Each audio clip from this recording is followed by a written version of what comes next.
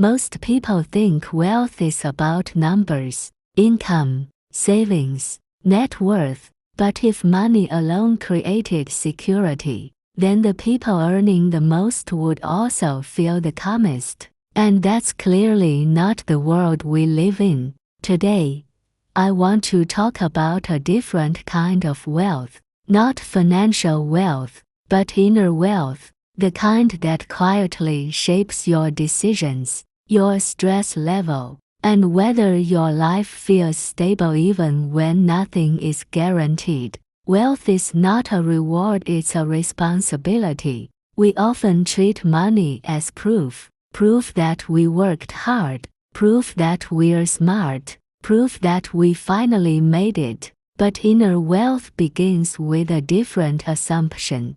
Money is not a reward for who you are. It's a responsibility for what you can handle. When people believe money exists to reward them, they rush to spend it, upgrade their lifestyle, or use it to compensate for years of pressure and restraint. And that's usually when their financial stress actually increases. Inner wealth treats money differently, not as something to celebrate, but something to manage carefully, because it changes the structure of your life. The moment your expenses grow faster than your resilience, money stops being freedom and starts becoming pressure. Real wealth means you're not forced to decide. One of the clearest signs of inner wealth has nothing to do with how much you earn. It's this: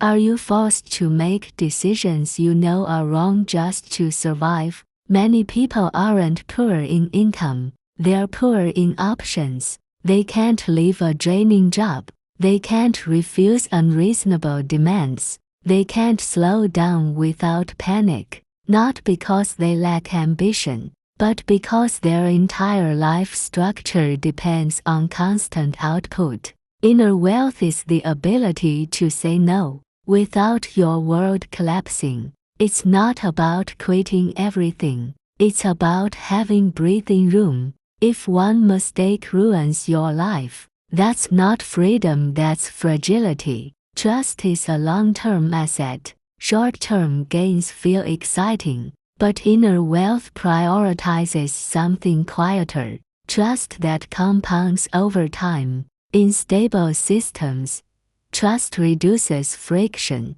You don't need to explain yourself constantly. You don't need to renegotiate every interaction. You don't need to prove your value from zero each time. People with inner wealth don't optimize for one big win. They optimize for environments where relationships last. Because trust does something money alone cannot. It lowers future risk. And in a world filled with uncertainty, risk reduction is a form of wealth. Thinking ability is the only asset that can't be taken. External assets are fragile. Jobs disappear, markets shift, industries change. Inner wealth places its foundation somewhere else, in how you think, not what you know, not what strategies you memorize, but your ability to ask better questions, delay emotional reactions, adapt when rules change. Many people feel anxious not because they lack information, but because they rely on fixed answers. When those answers stop working, they feel lost. Inner wealth isn't about certainty, it's about being able to function, even when certainty disappears.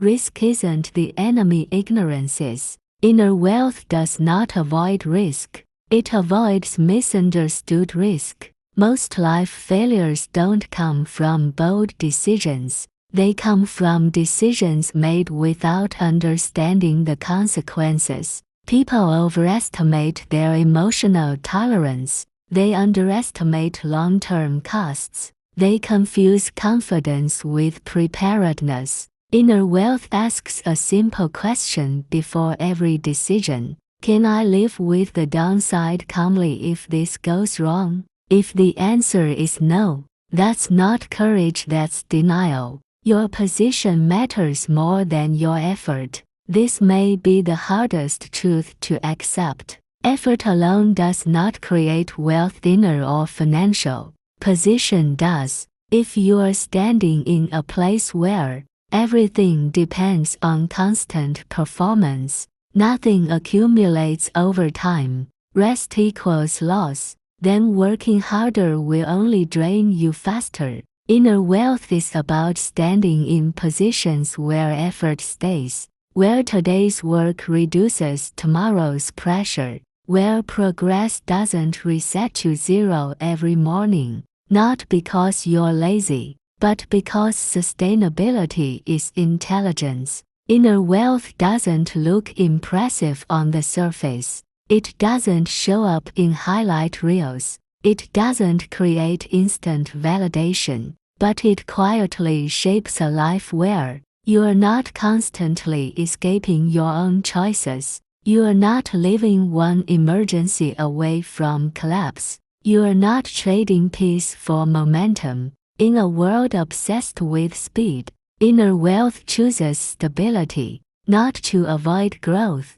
but to make growth survivable. Before your next decision, ask yourself one question. Does this choice make my life harder to maintain or easier to stay in? Because real wealth isn't about how much you can gain, it's about how little you're forced to lose.